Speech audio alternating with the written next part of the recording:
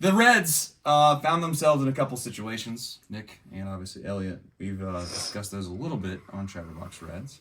But we now find ourselves in a position where we didn't think we were going to be in with Noelvi Marte. Your overall thoughts on just that situation quickly, and then we'll move into more fun stuff.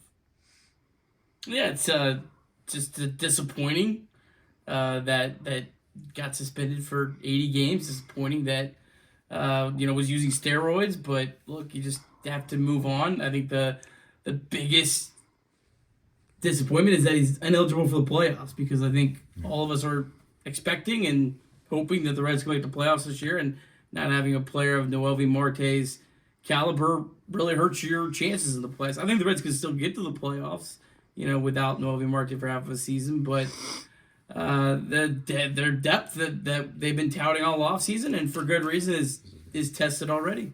So Noelvi Marte, again, he's a very good baseball player, despite all this nonsense. There's going to be an asterisk, unfortunately, on his entire career, and that's just what it's going to be. Because when you cheat and you get caught and you get suspended, it sucks, but that's what you are. At some point, you're just a cheater, and Noelvi Marte is certainly a cheater.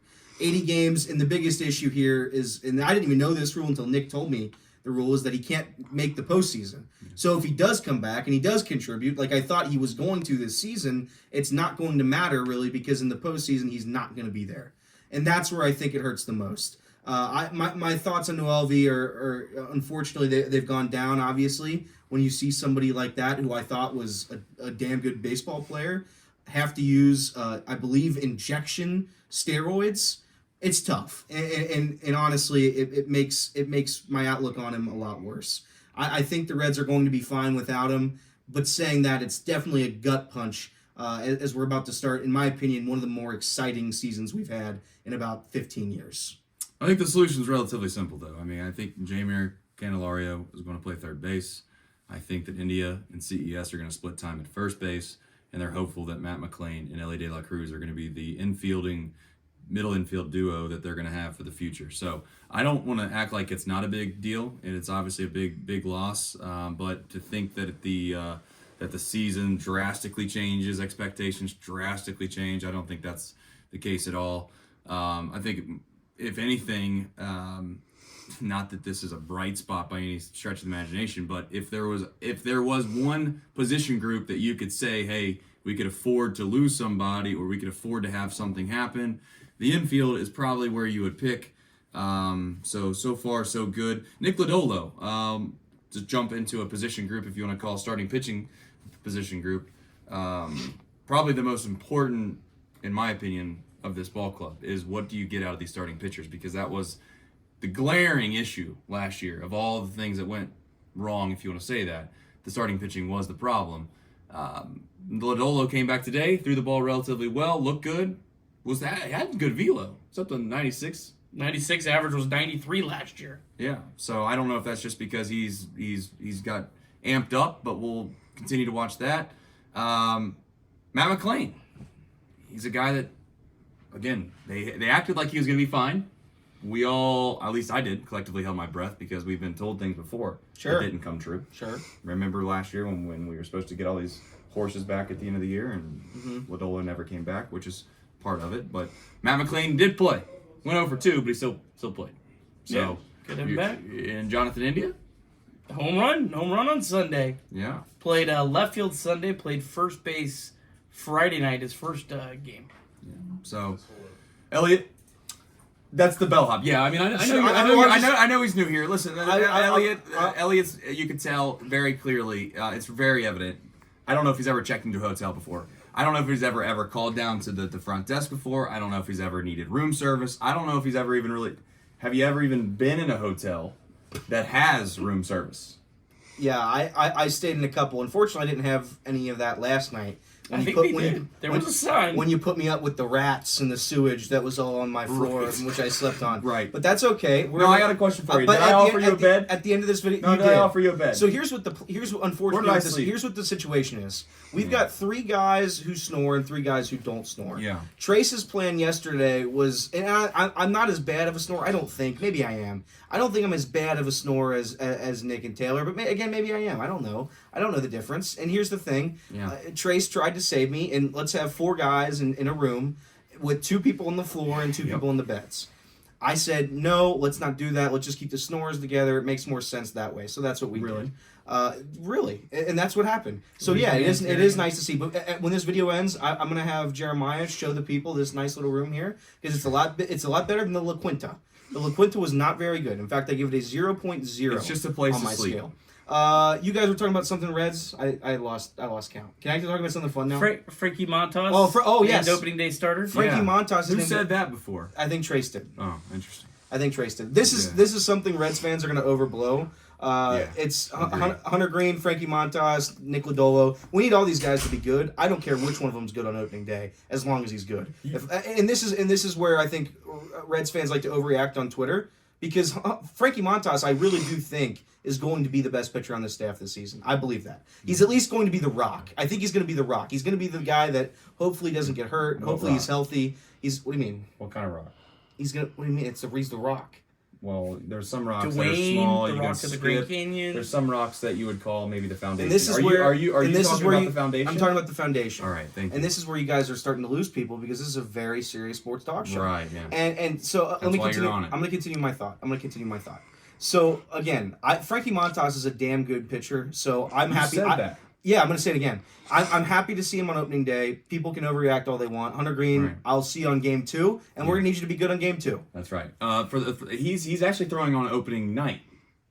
Hunter Green is Correct. It's game 2. He should be proud of that. So that's game 2. Well, I'm just saying. And then Sunday, I think it's opening day for kids.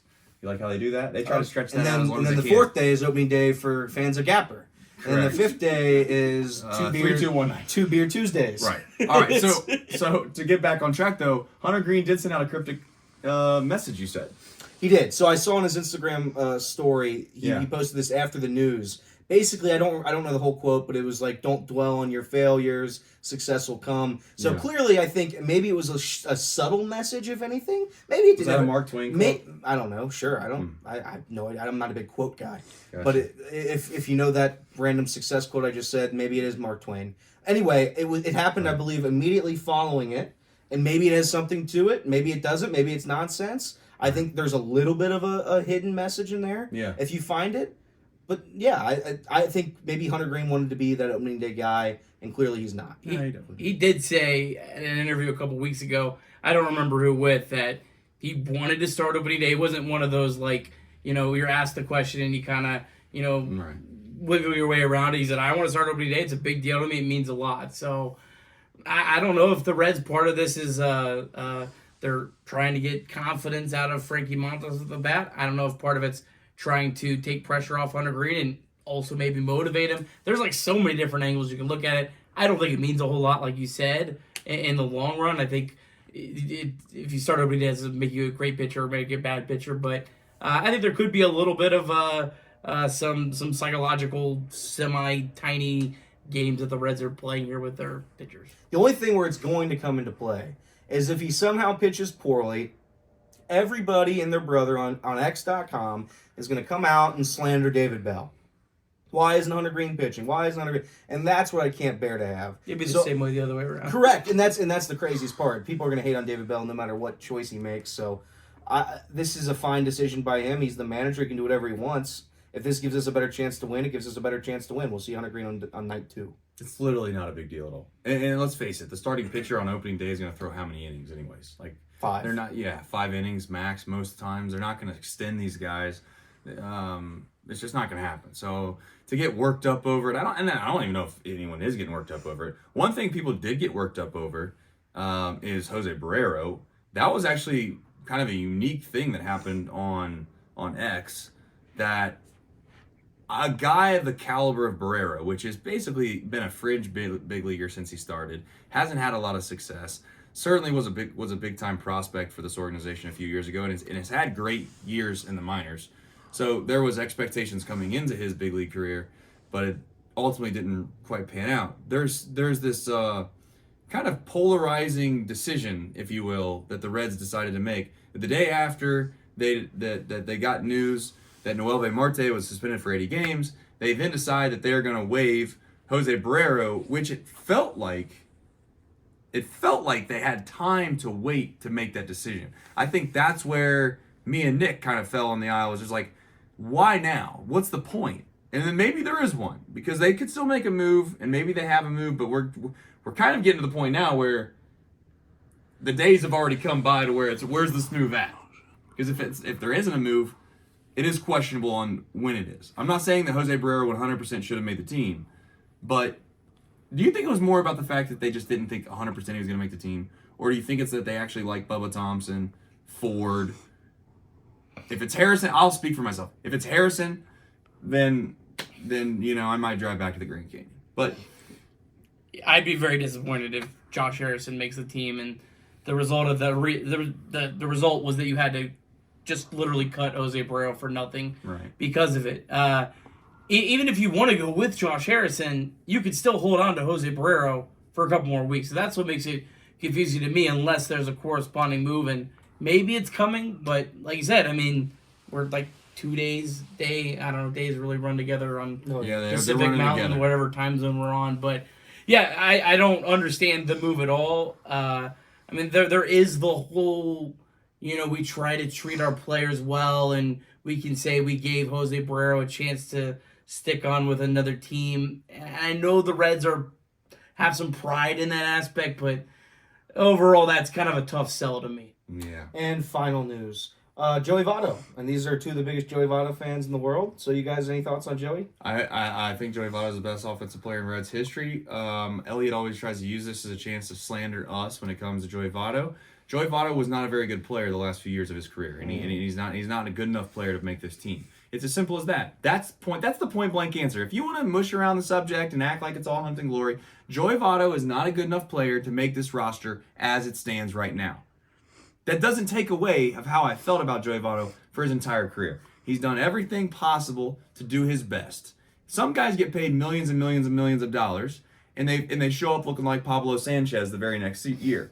He's never done that. He's been a true professional since he started, and I love Joey Votto. These guys are all laughing around here. I don't know what the hell's so funny. But to finish my point on Joey Votto, please, I actually hope he does well with the Blue Jays. Having said that, if he does do well, it doesn't mean the Reds should have kept him. Okay? Nick, let me ask you this. Do you think it's going to be weird seeing him wearing number 37 for the Toronto Blue Jays? How old is he? He's not 37 years old, is he? I think so much. He's 40. Yeah. Well, then... so much is overblown. So many players ended their career on teams that you have no idea. Do you know who Jason Giambi ended his career with? The Cleveland Guardians. I only know because I live in Cleveland. And people don't even remember that kind of stuff. So in 5 years, I mean, unless he has some magical season with the Blue Jays, it's going to be a footnote on his career. He had an incredible career with the Reds. It was the right decision, 100% for the Reds to move on. It's fine if I think there's plenty of other teams that it makes a lot more sense for him to be on the team. But at the end of the year last year, we said it at the time, it felt like David Bell felt obligated to play Joey Votto, and you're never going to convince me that Christian Encarnacion Strand and Noelvi Marte, who were the players that had to sit because of that, were not better options. And I feel like you're really putting David Bell in a tough spot if you have Joey Votto on this roster, a lot more than any other manager that doesn't have all the history. Like, you saw David Bell in the last game. Like, it was emotional, him watching Joey Votto. It was time to move on. It was the right decision.